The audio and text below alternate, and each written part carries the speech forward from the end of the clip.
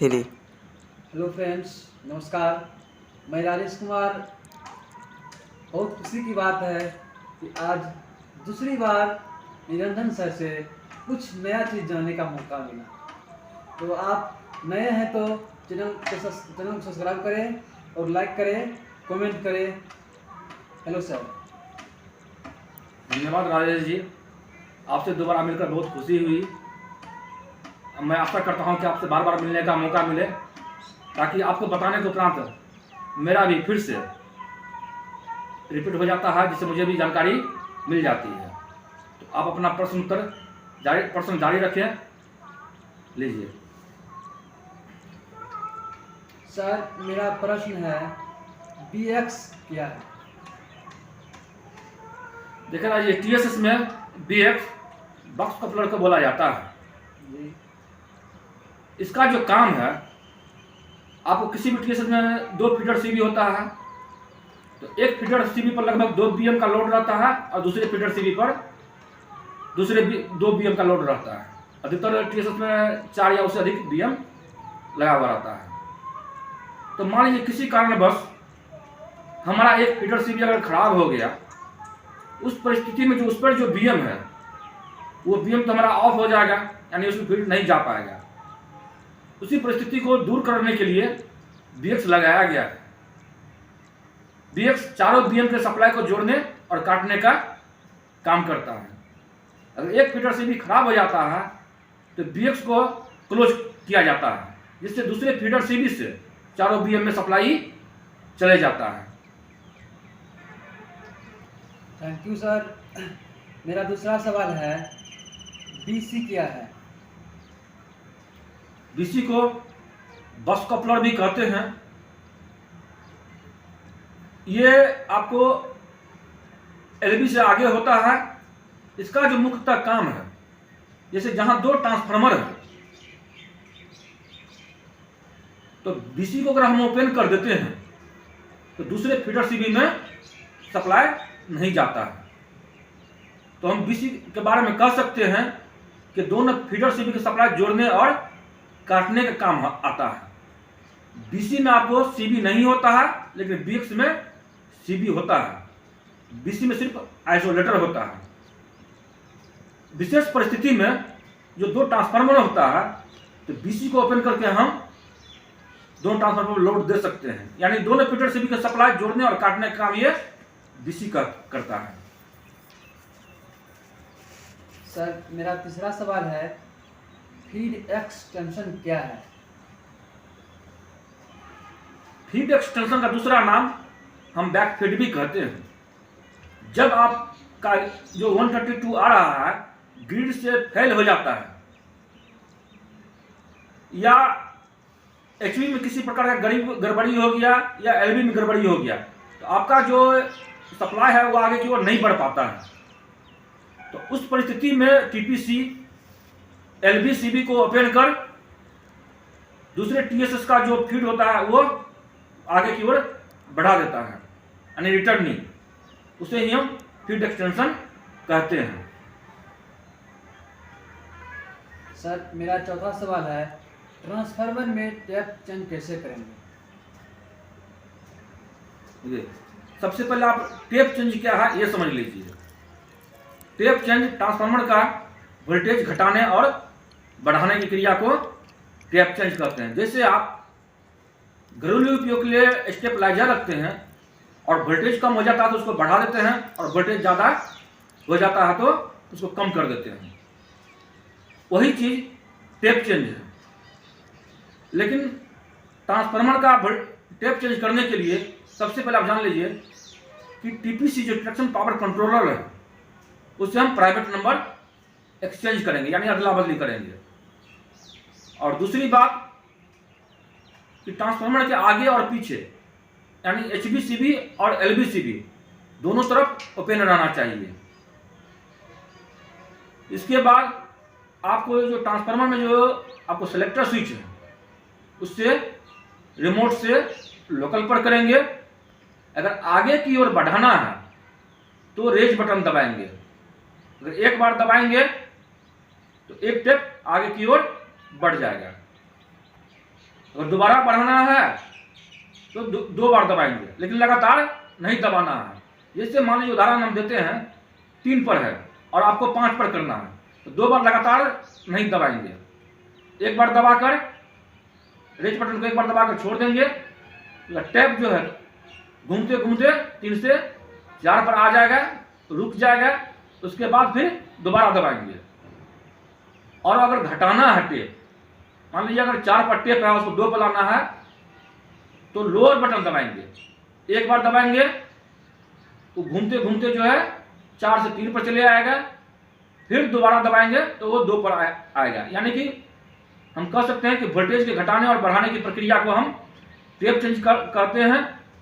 और उसको शॉर्ट में हम बता देते हैं कि सबसे पहले टीपीसी से प्राइवेट नंबर एक्सचेंज करेंगे, दूसरा पॉइंट एचबीसीबी और एलबीसीबी को ओपन करेंगे या टीपीसी के द्वारा करवाएंगे, तीसरा पॉइंट रिमोट से लोकल पर देंगे, और चौथा घटाना है तो लोअर बटन दबाएंगे और बढ़ाना है तो रेज बटन दबाएंगे।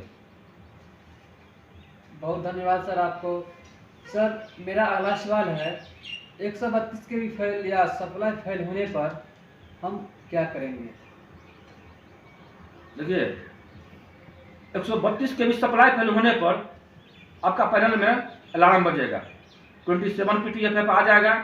उस परिस्थिति में आपको अलार्म बंद करके तुरंत टीपीसी को सूचना दे देना चाहिए। लेकिन अब यह सवाल उठता है कि 132 के भी सप्लाई या सप्लाई फेल को हम पहचानेंगे कैसे? जब भी सप्लाई फेल होगा तो सबसे पहले पैनल पे आपका अलार्म बजना शुरू हो जाएगा, 27 PTFF अलार्म भी आ जाएगा। रूम का लाइट जितना भी है, यार्ड लाइट हो, मरकरी हो, पंखा हो, बैटरी चार्जर हो, ये सारा बंद हो जाएगा। ट्रांसफार्मर में आपका साउंड खत्म हो जाएगा, यानी जो ट्रांसफार्मर घन का आवाज आता है वो आपको नहीं आएगा। कैपेसिटर वो ट्रिप कर जाएगा। और सबसे महत्वपूर्ण बात जो है आपका, आप जानते हैं कि जहां पर एक ट्रांसफार्मर है वहां पर एक ही एलबी रहता है, और जहां पर 2 ट्रांसफार्मर रहता है वहां पर 2 एचबी और 2 एलबी रहता है। तो पूर्व से जो आपका सीमाफोर है, यानी जो सीमाफोर पहले से क्लोज था और या ओपन था, वो उसी पोजीशन में रह जाएगा। और सबसे बड़ी बात है कि आपके अगर टीएसएस में 132 केवी का अगर एनर्जी मीटर लगा हुआ है तो एनर्जी मीटर का लाइट खत्म हो जाएगा। टीपीसी को सूचना देने के बाद या उससे पहले ही टीपीसी एलबी सीबी को ओपन करके फीड एक्सटेंशन कर देता है। तो बहुत से माइनिंग स्टाफ भ्रम में पड़ जाते हैं कि एलबी ओपन हुआ है। नहीं, एलबी ओपन अगर रहेगा तो आपको ट्रांसफार्मर में ही आवाज रहेगा। सर मेरा अगला सवाल है, 80 किसे कहते हैं? 80 इसे हम एक्जुलरी ट्रांसफार्मर भी कहते हैं या एक स्टेप डाउन ट्रांसफार्मर कहते हैं।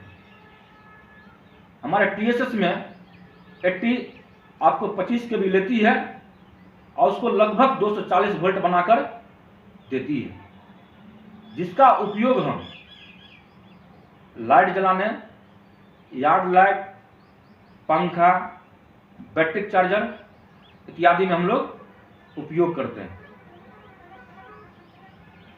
सर मेरा अगला सवाल है, बसवार किसे कहते हैं? ट्रांसफार्मर से आगे जो आप एल्यूमिनियम का पाइप देखते हैं उससे करंट प्रवाहित होती है, उसे हम बसबार कहते हैं। मेरा अगला प्रश्न है, मास्ट और इंसुलेटर में कुछ बारे में बताइए आप। देखिए रेलवे लाइन के किनारे जो आप लोहे का पोल देखते हैं जिसपे OHE लगा हुआ रहता है, या टीएसएस में जो लोहे का पोल होता है जिस पर सीटी, पीटी, SPI ये सब लगा हुआ रहता है, वह मास्ट कहलाता है। वह विशेष धातु का बना हुआ रहता है, लोहे में जस्ता मिलाकर उसे बनाया जाता है ताकि उसमें जंग ना लगे, जल्द खराब ना हो। सर मेरा सवाल है, इंसुलेटर ये क्या है? आपका ये जो बसबार होता है या तार होता है वो लोहे के पोल पर होता है, लेकिन लोहे के पोल के ऊपर जो चीनी मिट्टी का प्लेट आप देख रहे हैं उसे इंसुलेटर कहा जाता है, ताकि करंट नीचे ना आए। सर मेरा अंतिम प्रश्न है, एमसीबी और डीओएफ क्या है? एमसीबी यानी कि मिनिएचर ऑफ सर्किट ब्रेकर कहते हैं। पहले के समय में जो हम लोग बिजली कनेक्शन लेते थे तो उसमें ग्रिप लगाते थे यानी फ्यूज लगाते थे।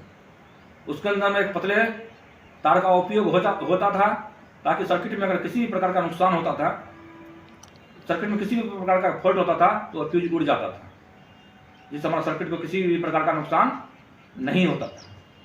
लेकिन उसमें समस्या था, पता नहीं चल पाता। जैसे अगर 2-3 ग्रिप लगाओ तो पता नहीं चल पाता था कि कौन सा उड़ा या नहीं उड़ा, उसे खोल कर देखना पड़ता था।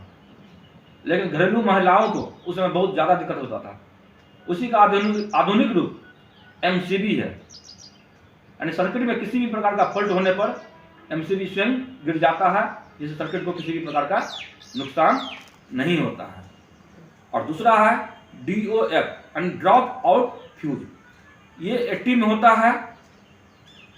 आपका जो टीएसएस में 80 है और 80 के ऊपर जो 25,000 लेती है और 80 में जाने के बीच में एक पीला डंडा लगा हुआ रहता है, उसी के अंदर में डीओ फ्यूज लगा हुआ रहता है।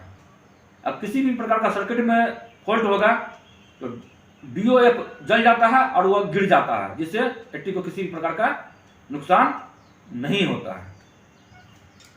बहुत धन्यवाद सर आपको, आप इतनी सरल भाषा में बताएं।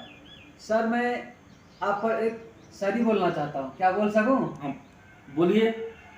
सर फूल तो 1000 खिलते हैं, सर फूल तो 1000 खिलते हैं लेकिन गुलाब जैसा नहीं। सर गुरु तो बहुत मिलते हैं लेकिन आप जैसा नहीं सर, आप जैसा नहीं। धन्यवाद राजेश जी।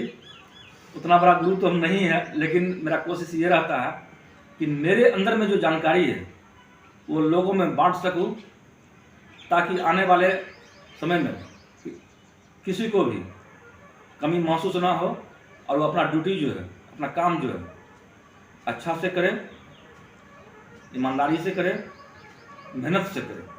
क्योंकि ज्ञान बांटने का चीज़ है।